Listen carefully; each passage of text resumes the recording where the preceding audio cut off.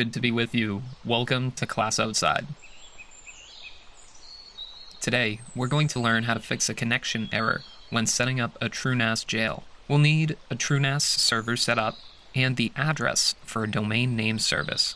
I will be using Cloudflare's free service at the IP address 1.1.1.1. When signed into a TrueNAS server and trying to create a jail, you might see a connection error similar to this.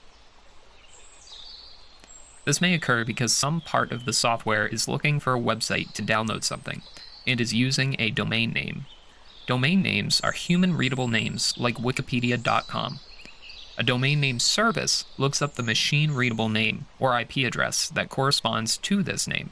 If you are experiencing this error, TrueNAS might have an incorrect or missing DNS address. To resolve this, first go to Network, Global Configuration.